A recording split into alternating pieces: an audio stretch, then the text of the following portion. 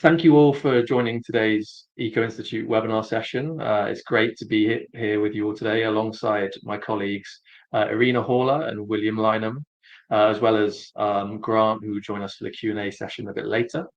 We'll be discussing the fascinating topic of linking local adaptation to national, sectoral and project levels. Firstly, I'll introduce myself. My name is Arcanjo and I'm a consultant here at ECO. I've been with ECO for around 2.5 years and I'm based in London. My work focuses mainly on designing projects and programs for submission to the major climate funds, such as the Green Climate Fund, the Adaptation Fund and the Global Environment Facility. I'm sure everyone here that's joined is familiar with ECO, but I'll give a brief introduction to the company. ECO is an international climate finance and development consultancy. We have over 23 years of experience in the design of low carbon, climate resilient projects and programs that have greater impact and funding success. And today's session will dive into understanding how we can integrate adaptation needs and considerations into those projects.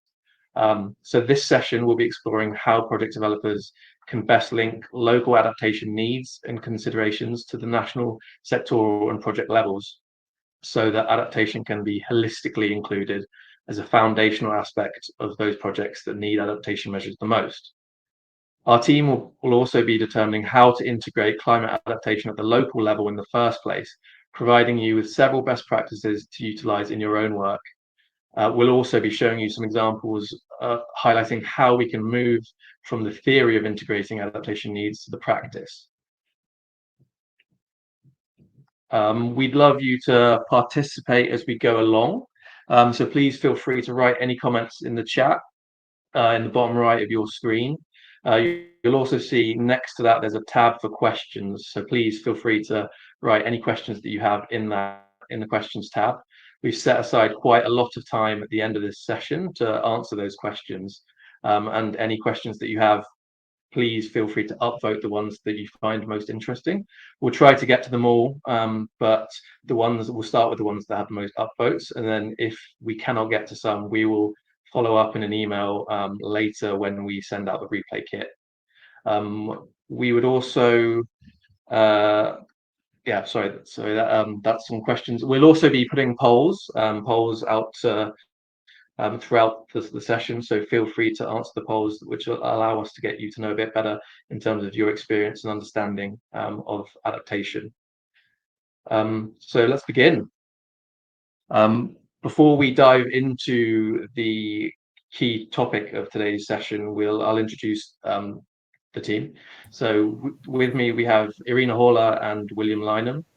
Irina is a senior consultant at ECO. She's been with us for a little bit over a year. And her expertise lies mainly in agriculture and has been working in the field of climate smart agriculture and climate adaptation for over 15 years. And previously, she's worked in a mixture of both academic and public and private sector work too. We also have William Lynam. William has been with us as a senior consultant for around 2 years. And William's expertise lies largely in forestry, as well as agriculture and other land use. And his previous experience includes work in forest management in both rural and urban settings. So let's dive into the main content. Over to you, Irina. Thank you very much, Marcus. Welcome all. And so we begin. So in today's session, we will cover the following topics: adaptation in rural and urban settings, how to integrate climate adaptation at the local level and why it matters, linking local adaptation to the national, sectoral and project levels, integrating adaptation within the project cycle, as well as key challenges and priorities for action. In recent years, action on climate adaptation has risen up the international agenda. This recognizes that action is needed to respond to the impacts of climate change, alongside action to reduce emissions. Much of the international discussion on adaptation focuses around global financial commitments to support adaptation measures for the people who are most vulnerable to the impacts of changing climate, such as building more resilient infrastructure, improving flood defenses and early warning systems, protecting and restoring habitats to build natural defenses, and support more sustainable ways of using land. However, adaptation is a place-based issue, and hence it needs locally led responses. So why adapt? Of course, the whole world is now experiencing climate change, so it is important to adapt in order to reduce the risk of climate-related disasters happening. It is also important to improve political security and contribute to a stable environment for more equitable social and economic development. Additionally, with the growing interest in environmental, social, and governance factors, adaptation action can encourage localized private sector investment. Last but not least, adaptation has huge implications for global food security. So it is important to adapt in order to maintain and improve food security for the billions of people around the world.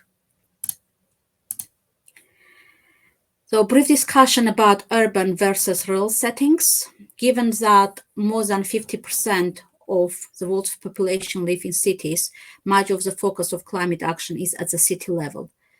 Yet rural areas are also taking action in different ways, and they have different challenges.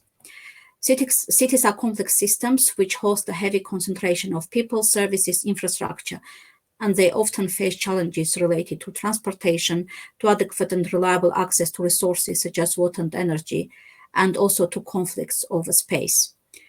Climate variability and change bring critical additional risks to these already challenging urban settings. Many cities, for example, are situated in high-risk locations, such as along coastlines and on floodplains, as cities expand outwards into surrounding areas and experience influxes of populations from rural regions, as well as climate refugees. The exposure to climate and disaster risk is increasing further. In rural settings, on the other side, rural communities are highly dependent on natural resources for their livelihoods and social structures.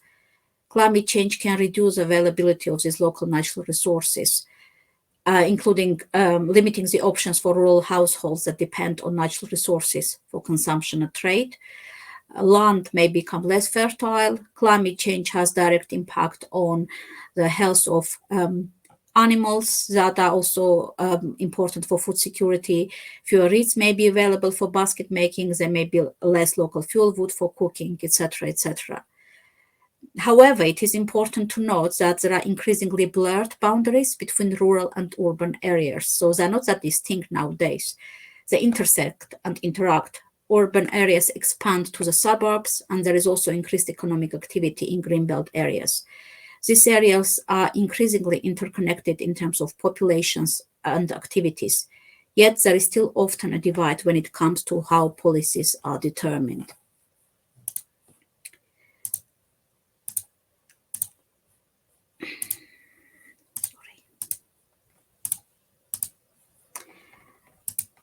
So adaptation is different in urban and rural settings determined by the nature of the settings.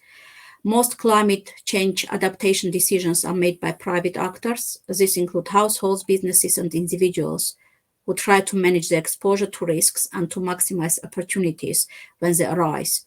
However, they cannot adapt effectively to climate change alone. They require supporting, enabling conditions and policies that equip them with the necessary incentives, resources, knowledge, and skills. In cities, many cities have developed or are designing planned adaptation strategies to help businesses and people adapt to climate change. For example, in Mexico City, there is a complexity of pressures that threatens the supply and management of its water resources. So the city has designed a local climate action strategy, 2020-2040. They also designed a climate action program of Mexico City. These policies are aimed in part at strengthening the adaptive capacity and resilience of ecosystems, infrastructure, production systems, people, and their well-being against the negative impacts of climate change. To help improve the quantity and quality of the water supply, Mexico City has introduced a goal of installing 10,000 household rainwater harvesting systems annually. There are cities who also seek to adopt public infrastructure and investments to prevent future climate risks, and various cities have been implementing smaller public adaptation projects, however, with wide-ranging impacts. For example, in Tanzania, in Dar es Salaam, they installed a concrete seawall that not only prevents beach erosion from waves and allows the beach to recover from storms, but it also helped develop the area into a recreational zone, encouraging residents outdoors. There are also projects such as the one in Jaipur, India, where they have vehicle parking management system, utilization of unused and vacant spaces for green space and tree planting in Bangkok, and also micro gardening in Dakar, Senegal. These are all examples of successful urban adaptation projects. In rural settings, rural communities face particular geographic and demographic obstacles in responding to and preparing for climate change risks. In particular, physical isolation, limited economic diversity, higher poverty rates in rural settings, combined with an aging population, increase the vulnerability of rural communities. Systems of fundamental importance to rural populations are already stressed by remoteness and limited access. Responding to additional challenges from climate change impacts will require significant adaptation within rural transportation and infrastructure systems, as well as health emergency response systems. Governments in rural communities have limited institutional capacity to respond to, plan for, and anticipate climate change impacts. It is important to note that the process for integrating climate change adaptation into development policies and activities is broadly the same in urban and rural settings. In general, this involves linking two separate but related processes in order to achieve stated objectives. The first one is the process of understanding climate risks and selecting adaptation options, and the second is the process of formulating and implementing development policies conducive to adaptation.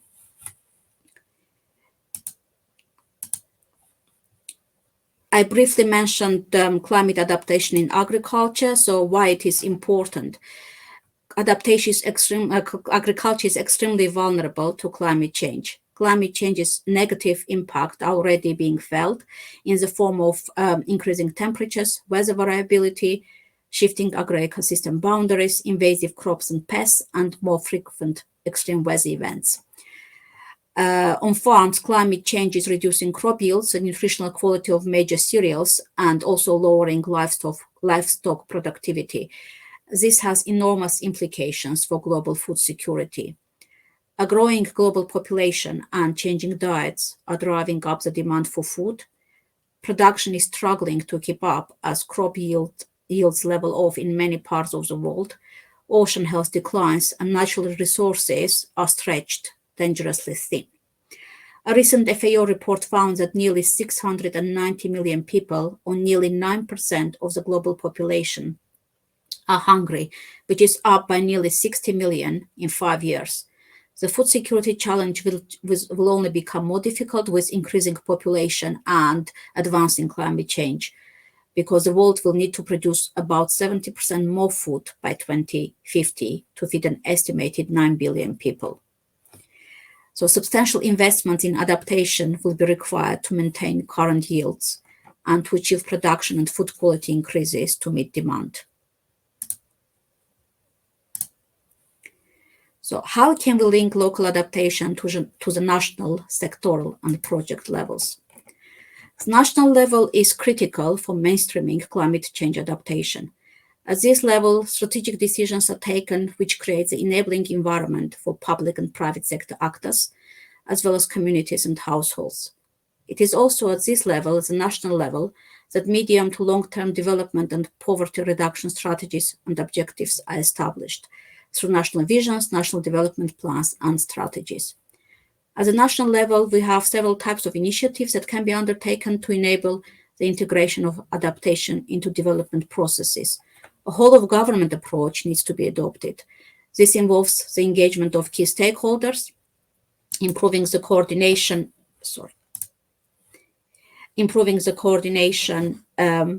between with different existing mechanisms for disaster risk reduction and the implementation of relevant multilateral and regional environmental agreements. It also entails reviewing and adjusting relevant regulations and standards to reflect climate change impacts. In addition, an important prerequisite for informed decision-making on adaptation is that it should be based upon the best available information on the implications of both the current and the future climate in the country. At the sectoral level, we have many climate adaptation measures and investments that are undertaken by sector-level authorities. In the case of public service delivery sectors, this may primarily involve strengthening the monitoring of key climate relevant variables which have an impact on the activities and factoring in the consequences, as well as ensuring that facilities which are established under the sectoral authorities' responsibility are not located in vulnerable areas or are capable of withstanding climate conditions. In the case of sectors which primarily undertake physical investments, the key will be to ensure that plant infrastructure investments are designed and located so as to withstand future expected climatic conditions. Particular emphasis should be placed on sectors or domains where investments or decisions have long-term consequences, and that would be very costly to modify later. Similar considerations apply to authorities responsible for land use planning, for example. At the sectoral level, climate change adaptation can be integrated at several stages along the policy cycle. A climate lens can be applied at the sectoral policy formulation and sectoral planning stages. Applying a climate lens to sectoral strategies and policies and to the sectoral plans is critical to avoid maladaptation risks and to allow for the identification of new opportunities emerging from climate change. And finally, here, the project level is critical for the integration of adaptation considerations, and indeed much of the recent progress in this direction has been made at that level. A development project may be directly or indirectly vulnerable to the impacts of climate change. At the same time, a project may increase or decrease the vulnerability of recipient communities or systems to climate change. The vulnerability of project to climate risks is a function of the type of infrastructure it establishes, the activities that it supports, and its geographical location. In addition, the expected lifetime of project activities is likely to be a critical factor that determines the need to assess climate change vulnerability. For example, investment in long-lived infrastructure such as dams or irrigation networks should consider the effect of future climate conditions on the viability of the project, since climate change impacts will most likely become relevant during its planned useful life. The project cycle can be used as a framework to integrate the assessment of climate risks and the identification, analysis, and prioritization of adaptation options. In order to integrate adaptation at the project level, a number of interventions are identified along the project cycle, which include incorporating considerations of climate risks and adaptations throughout the project cycle, developing, piloting, and implementing climate risk assessments, developing appropriate metrics and indicators to assess the effectiveness of efforts to better integrate climate risks and adaptation considerations, and finally, engaging a wide variety of stakeholders to identify adaptation options and indicators that monitor progress and success. So, integrating climate adaptation at the local level. Why does it matter? Climate adaptation is normally planned nationally, but in large part it is delivered locally and it is context-specific in nature. This means that the actions need to be tailored to local situations. Indicators of climate change risks and opportunities and impacts at the local and regional level have been identified as a potentially useful resource for local adaptation decision-making. So to reiterate, climate change impacts manifest locally, affecting local livelihood activities, economic enterprises, and health.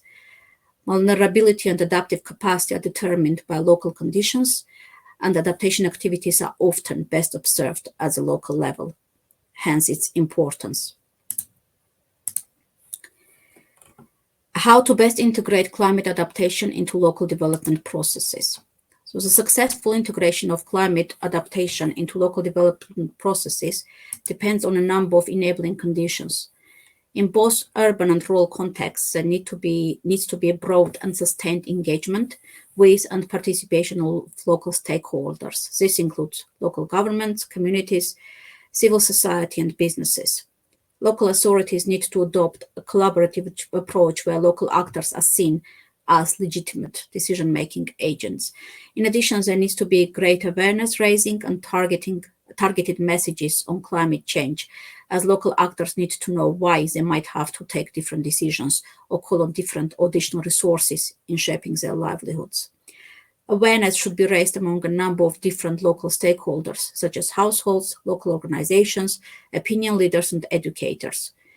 And furthermore, appropriate information needs to be gathered and used to inform local level adaptation decisions.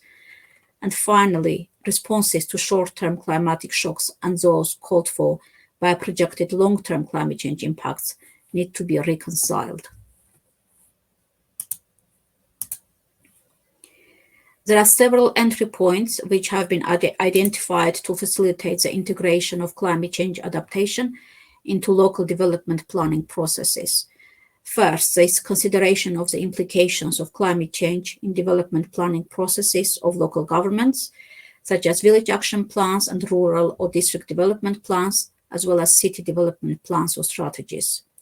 Second is the adjustment of local regulatory and service provision frameworks to include provision of information based on likely local impacts of climate change. Third is adjustment of local government accountability mechanisms. And finally, a fourth is the engagement of private sector and civil society organizations and processes, which can support adaptation at the local level by internalizing and institutionalizing climate risk management into their own decision-making processes and operations. My final slide is focusing on integrating adaptation within the project cycle. So there are several recommendations and key priorities for actions that are suggested at this level. In order to integrate adaptation at the project level, a number of interventions are identified along the project cycle. First is incorporating considerations of climate risk and adaptation throughout the project cycle. Second is developing, pilot testing, and implementing climate risk assessments. Third, developing appropriate metrics and indicators to assess the effectiveness of efforts to better integrate climate risks and adaptation considerations. And finally, engaging a wide variety of stakeholders to identify adaptation options and indicators that monitor progress and success. And that is all from me. Thank you very much. William, over to you. Okay, thank you very much, Irina, and thank you all to all the participants for joining us. We're grateful to have each one of you with us today. While Irina has taken a sort of broader context and more maybe conceptual way of looking at adaptation at different levels, I'm going to focus in my presentation on more sort of real-world examples at each level, including sort of what works well, and some of the main challenges. And my background, as was mentioned at the beginning, is in forestry and other land use. So you'll see that most of my examples come from using that sort of lens. But we seem to have a wonderfully diverse group of participants here today. So feel free to add your own experiences into the chat as we go along. Starting with the national level, as we've heard from Irina, this level is critical for mainstreaming adaptation across the country, and at the national level, strategic decisions are taken which create the enabling environment for public and private sector actors, as well as communities and households.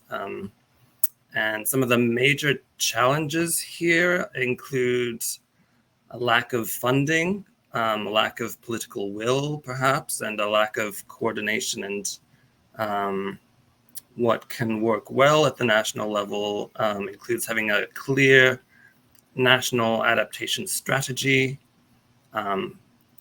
if possible, providing or finding financial support and building up capacity. So at ECO, we do a lot of work with the Green Climate Fund, the GCF, and have helped a number of countries develop their GCF country programming. So, for example, we worked with Nepal's Ministry of Finance and Ministry of Forests and Environment to develop an adaptation pipeline accelerator with which sort of had a mission to turn some of the adaptation priorities from the national adaptation plans and from the more sort of the adaptation components of the nationally determined contributions, the NDCs, and to turn those into investment plans and then into pipelines of investable projects,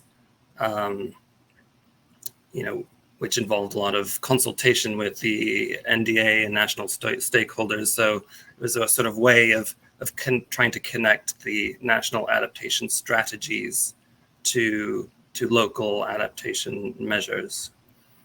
At the sectoral level, many climate adaptation measures and investments will be undertaken by sector-level authorities, such as particular ministries, like ministries of agriculture or environment, or sectoral agencies that may support local adaptation efforts. And some of the major challenges at this level, again, include sort of lack of coordination, lack of understanding of local needs, and again, lack of funding. And what can work well here is having clear sectoral adaptation plans, working closely with local communities and providing technical support to relevant sectors. So it could be support to extension services for work in the agriculture sector, for example. And as Irina mentioned, a climate lens can be applied at the sectoral policy formulation and sectoral planning stages, which is critical for avoiding maladaptation risks and to allow for identifying new opportunities that might emerge from climate change. So some sectoral level climate change related adaptation policies and programs include REDD+. So again, I'm using my forestry background and lens to look at this. But so for those of you who don't know, that refers to reducing emissions from deforestation and forest degradation in developing countries, and the role of conservation, sustainable management of forests, and the enhancement of forest carbon stocks in developing countries. So it's one of the main sectoral strategies for forest management across countries and at least in developing countries. And while it was set up mainly to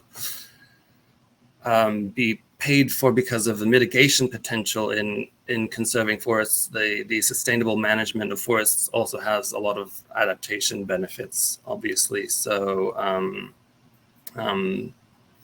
for example, through protecting ecosystem services that forests provide. So even if a project does not directly fall under REDD+, we've seen through some of our work that we've been finding lots of funders like the GCF or the GEF or even Adaptation Fund. They'll want to see that a lot of the activities and the methodologies for monitoring and evaluation, for example, are aligned with those for that particular country's REDD+ documentation. In the agricultural sector, at ECO, we've been seeing a number of GCF projects where comments are coming in back to us to try to incorporate elements addressing food loss and waste.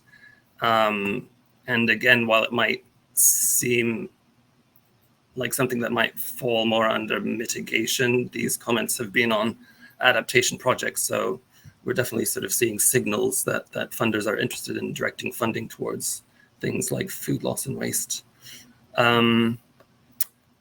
So moving on to the project level adaptation.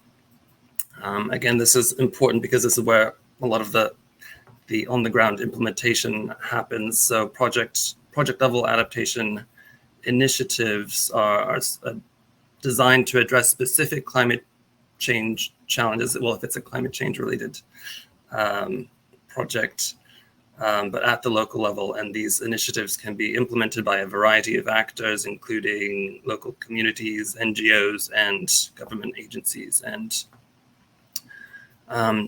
challenges here, again, include a lack of funding, perhaps sometimes a lack of technical expertise, or a lack of community participation.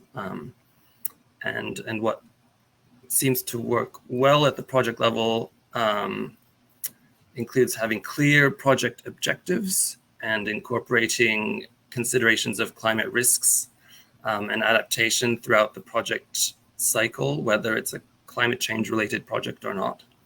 And using participatory approaches with a wide variety of stakeholders to identify adaptation options, and also improving monitoring and evaluation, and particularly sort of the integration of climate risks and adaptation considerations into the project monitoring and evaluation.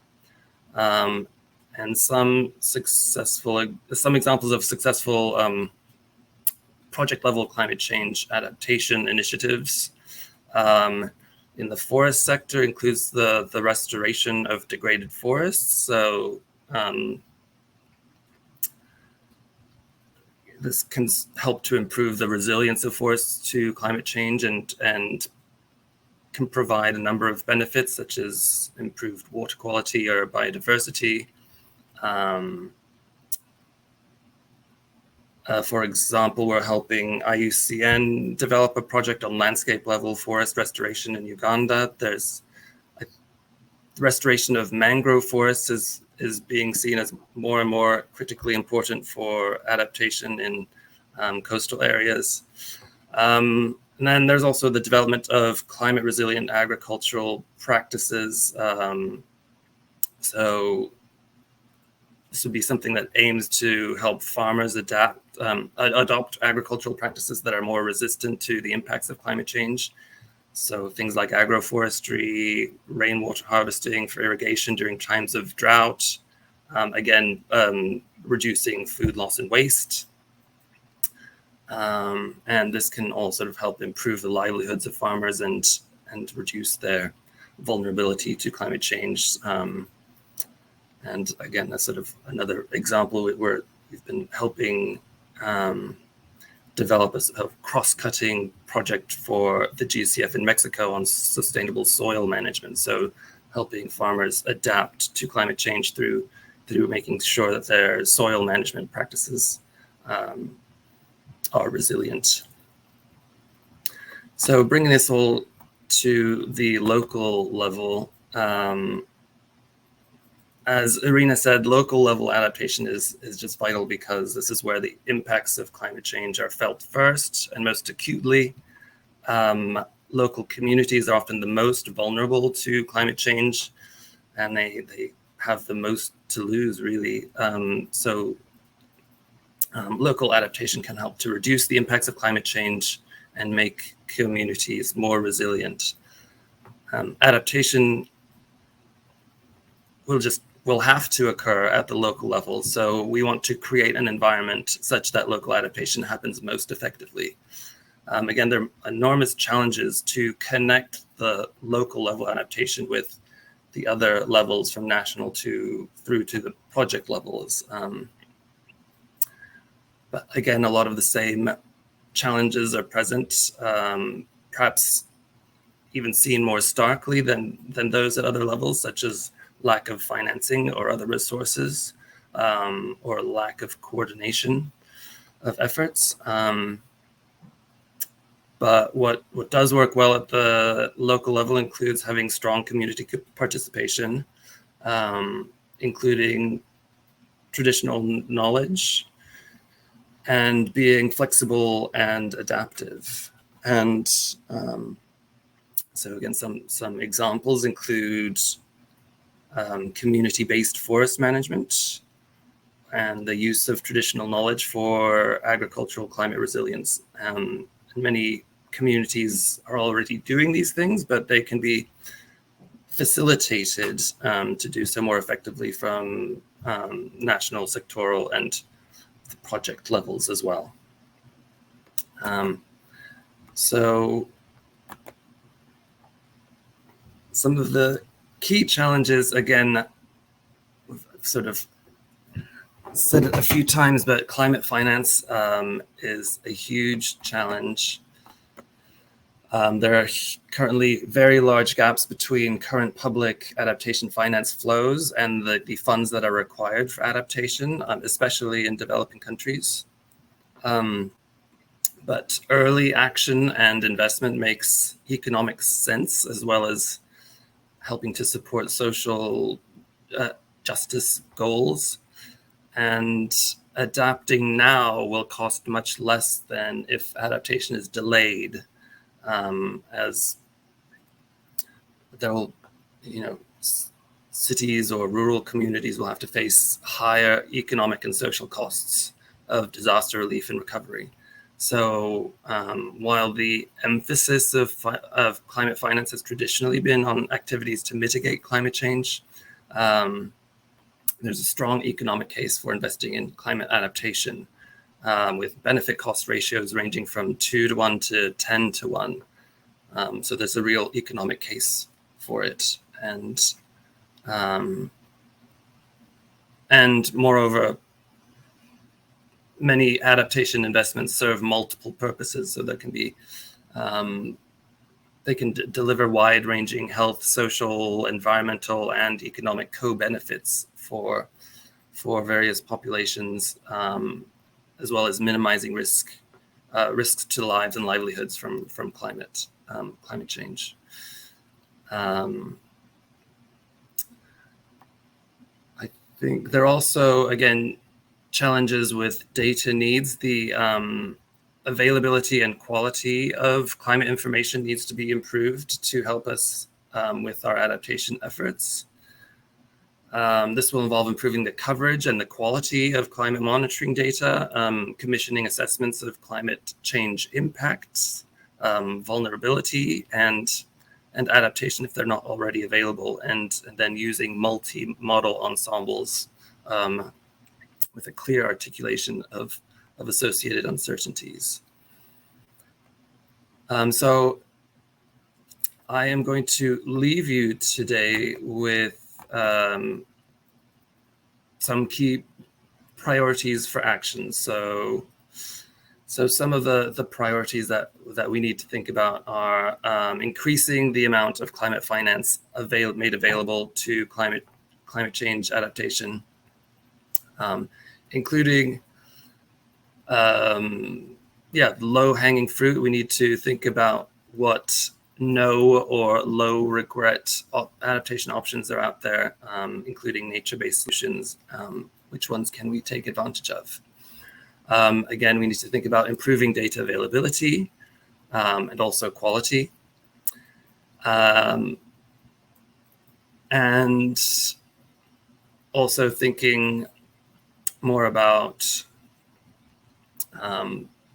policy and action and urban and rural collaboration. So we need to have a bit more collaboration and coordination across all policy areas, including rural and urban environments, and between policy and action. And then lastly, sort of local level action and leadership from public and private sector organizations, which is important for engaging people and communities to understand the likely future impacts of climate change and to help adapt to the already inevitable impacts that climate change is already sees at the moment. So thank you all. That's it from me. Thank you very much to both William and Irina for your fascinating presentations. We're going to dive in a moment into the questions. So please, if you have any additional questions, please put them in the questions tab in the bottom right of your screen. We have a few already. I think it would also be great to get a few more votes on the polls. We published 2 polls right at the beginning, and we also published 2 during the presentations by Irina and William. And we have some interesting responses. One of the questions we asked was about what is the biggest challenge affecting the ability of the world to adapt to climate change? And at the moment, 55% of people have said poor governance, 33% have said access to finance, and the remainder have said data gaps. But it would be great to get a few more votes on this poll. And also, we asked a question on what is your main sectoral expertise with climate adaptation. 31% of people said cities and urban settings. Another 31% said other. Unfortunately, the polls don't allow you to write your answer, so we'd love to hear about that in the chat. What is your experience in climate adaptation? And then the 22% said climate change, adaptation, agriculture. So it'd be great to get a few more votes on those polls, and we can revisit that at the end. I'd also like to now welcome our CEO and founder, Grant Balatramier, who will be taking part in our Q&A now. There are lots of questions, and I'm not sure where to start, but we can start with so Camille's question has been voted up twice, so we'll start with this one. And Grant, I think I will throw it over to you first. Why is it difficult for funding? Do we lack new technologies, or do we need nature-based solutions to make it easier for the funding with collaborations and policies? Yeah, well, thanks very much, everyone, for all of that. Thank you, Marcus. Thank you, Irina. Thank you, William. And Camille, your question is there. As you'll see, there are upvotes that are taking place. You can head over to the questions tab and upvote any of the questions there. And I was quite sneaky and putting one of my questions as well, but it hasn't been upvoted too. So, yeah, why is the difficulty in funding? My view is it's not so much about the solutions, but about the risks related to funding and the track record that we have. But I'd really be interested to hear our presenters giving some insights into that. Irina or William, do you want to speak to this particular question?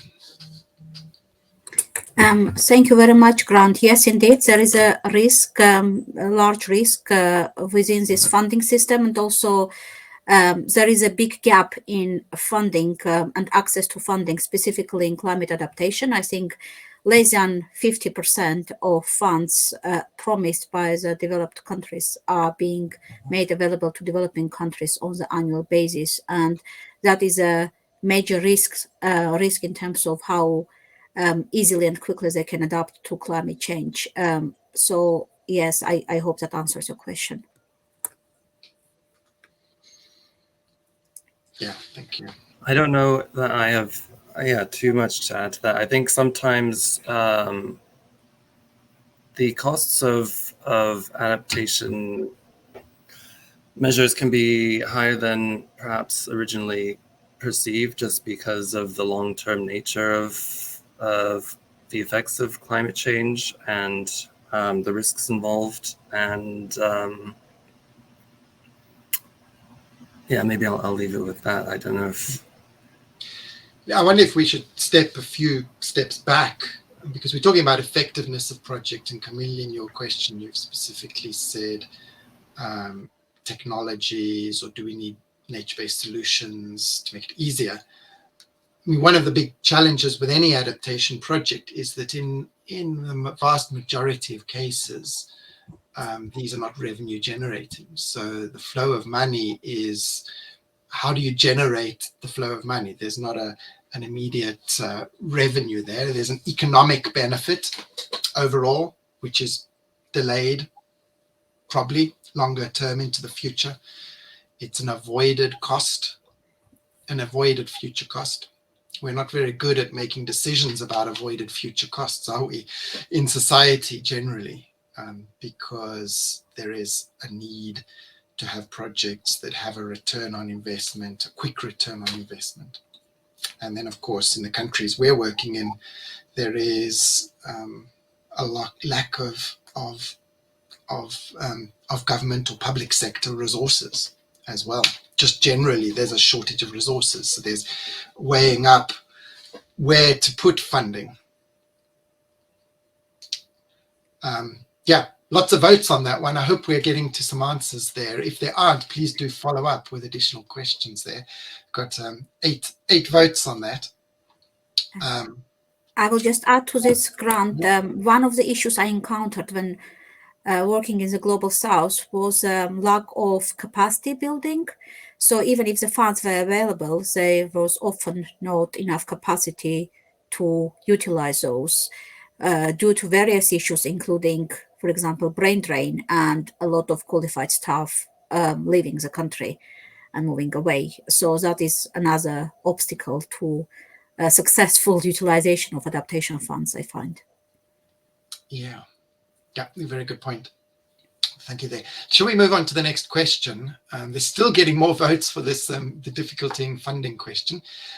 If we can move on to the next one, I'm just going in terms of the votes on the questions. And the next one Ellie asked, she's directed it specifically to you, Irina, but maybe William also has some insights onto it in relation to your presentation.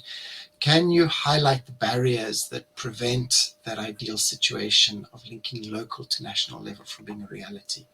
Any suggestions to overcome those? Thank you, Ellie. That's an excellent question. So the main barrier is that whilst there are national policy frameworks, there are no high resolution local plans for adaptation in the majority of countries. So countries need both a national policy framework plus a high resolution local plan, which can bridge central planning and local priorities and connect high level mobilization of resources for adaptation, and then channel those resources into the hands of those who need them. So this will be the more major obstacle and how we need to address it. There is also a need to recognize that local climate change responses may contribute to improved governance as well as poverty co-benefits. So it's important that projects and policies are often planned bottom up. They have a bottom up approach rather than top down in order to be successful.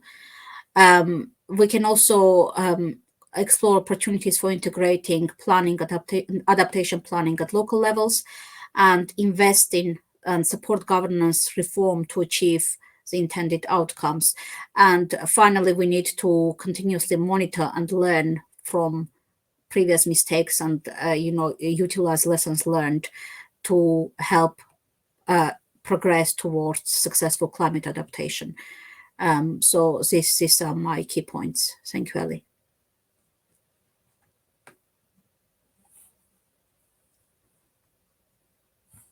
You're muted, Grant. Oh, thanks. That's useful. We need one of those signs that say you're muted. Yeah, I was just saying, thank you very much, Irina. And in the interests of time, we're getting lots and lots of really great questions. I think people haven't had a chance to read through them. Don't forget, head to the questions tab to upvote them. I think let's jump on to another question.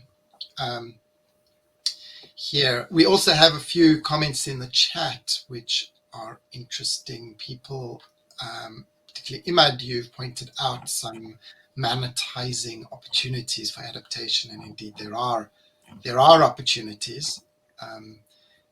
Most cases they're quite complex ones, aren't they? Not easy to arrange, as you can see with Red Plus as well. So next question, shall we go to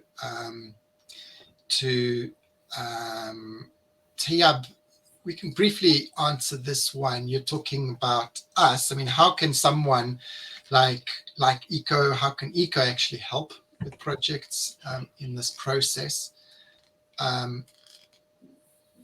Yeah, this is a self-promotion one. Hope you're all good on this on this sort of question. It's been asked and it's been upvoted here. So Irina, William, Marcus, you want to give any words on this? What sort of work is it that we do? Where do we start, and how far do we go as a company supporting these types of adaptation projects? Thank you, Grant. Yes, I'm happy to go ahead. Thank you for your question. We at ECO, we help clients source funding from a diverse range of major funders, and that includes UNFCCC mechanisms such as the GCF, GEF, and Adaptation Fund. So we are experienced across both mitigation and adaptation, and we also have significant sectoral expertise in areas such as energy, agriculture, biodiversity, etc. So we are very comfortable working with differing operational models of various funding bodies, and we are able to design your project for you, formulate it for you, and help you access funding from the major funds. If you need any further information, please get in touch. Thank you. Super. Thank you very much, Irina. I don't think we need to add anything onto that. So heading back to where's the gap? I mean, this connects with it. Is it about properly designed bankable projects? Hugo is asking, or is it about a funding gap? I mean, you've just said, Irina, we design hopefully good projects, I believe good projects that do get funded. How do you see the balance there? Is there a lack of money? Is there a lack of properly designed projects and ability to absorb that type of funding? I think it's a bit of both, but also another point here is that the focus until recently has been increasingly on mitigation, because mitigation was considered more important than adaptation. But in the recent years, there has been a significant shift towards adaptation. So hopefully the money will follow and the funding will go more towards adaptation, because we see that we are dealing with the climate change that's already happening. So mitigation, whilst important, has to go alongside adaptation. There can't be two minds about that. Mm-hmm. Yeah, I agree. Although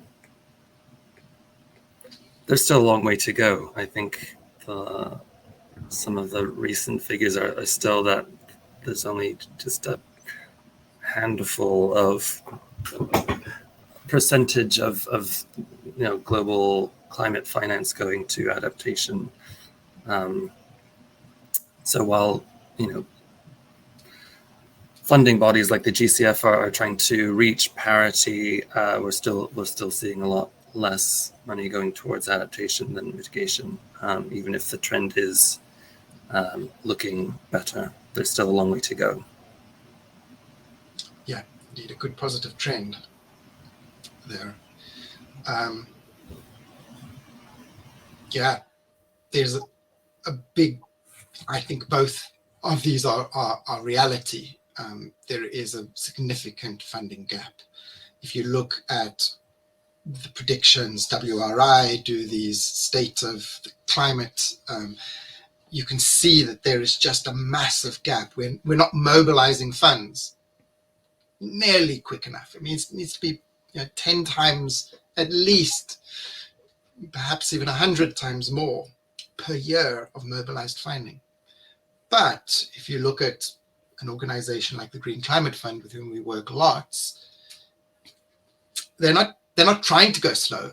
It's complicated. So I think it's not one or the other, Hugo. It's going to be both of these. Yeah, thank you. Another one getting some good votes. Lynam, great to see you here. We've just got a few more minutes, I think, to cover. And those of you that have asked questions, we're going to try and give you some written responses as well, our thoughts on it. They're not the the final say in any of these issues, but we hope with our webinar package, we'll try and give you some short written answers to questions that we can't cover today. Lynam, you've said, I see local adaptation planning being funded by government or the bilateral multilaterals, but when it comes to implementation, no action on the ground is seen. Why are the plans preferred over implementation by governments or multilaterals? Any thoughts? That's a great question, Lynam. Thank you. William, you want to kick us off on this one? Sure. I mean, I think the plans are important. You need to make sure that you are reducing the risk of maladaptation as much as possible. You need to make sure that you have buy-in from, I don't know, not necessarily just the government, but also from the community level. So it is important to have the plan before you move on to the implementation. But yes, I mean, in essence, I agree that more needs to happen in terms of the implementation as well. And hopefully we'll see more of that happening. Mm-hmm. Mm-hmm. Thanks. Thank you, William. I will add to that as I said in my previous response to Ellie's questions, there is often a disconnect between national policies and local actions. And governments also at the national and local level don't often speak to each other. Plus, sometimes, often local governments are extremely weak. So national plans do happen, but the implementation is always lacking, often lacking because of that. I think it's largely to do with the governance issues. Yeah. From my side, this gets me onto one of my hobby horses, so I'll climb up onto my soapbox and give you some of my thoughts on it. I think our whole process of doing the plans is wrong because we start top down and we start with plans, and what happens to those plans? They go on the shelf.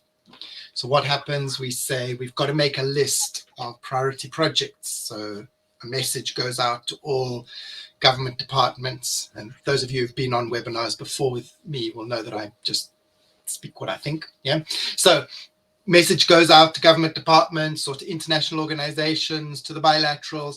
What are the projects you want to do? And we get a long shopping list of project ideas. You then have a workshop. Good to have a workshop, stakeholder consultation, validation, good thing to do. Let's get there on the ground. Let's do the sort of thinking it through. You use some sort of matrix to vote which one. This one meets this need. This one meets local and national needs. This one meets the funders' needs. We get a whole matrix and we come out with a score at the end and say, here are the top 5 projects. And then things ground to a halt. Yeah. What is missing is the locally led. However you want to define locally led, parts of it is either locally led right there down in the community with ownership saying, we want this project, we're going to drive it forward. You've mentioned, Irina, the capacity issues related to that, or locally led in wherever it is, Tariq. So I noticed, Tayyab, your comment, you're from Pakistan, so is it locally led Pakistan, locally led, or is it locally led in city level or village level? However, the ownership is really missing there. So our projects fall apart, so implementation doesn't follow. And that, I think, for me at least, is one of the key things. We need to actually turn this around. Government should set policy direction. And then there should be strategies used to mobilize really locally owned projects that get support to move to the next level. And those best projects will succeed. Those less successful ones will fall away. But you'll have something driven. Okay, enough from me. Off my soapbox. I think we're completely out of time. I think I've even gone over time on it. Do I hand to Marcus? just to say a big thank you. I can take that. Just yeah, we just want to say thank you to all of you for coming to join us today and for your participation. I think we had a good, lively discussion here. Sorry if we did not have time to get through all the questions that were asked, but hopefully you've come out of this a bit more enlightened, and please do keep in touch. There's information on the screen. And yes, once again, thank you from all of us.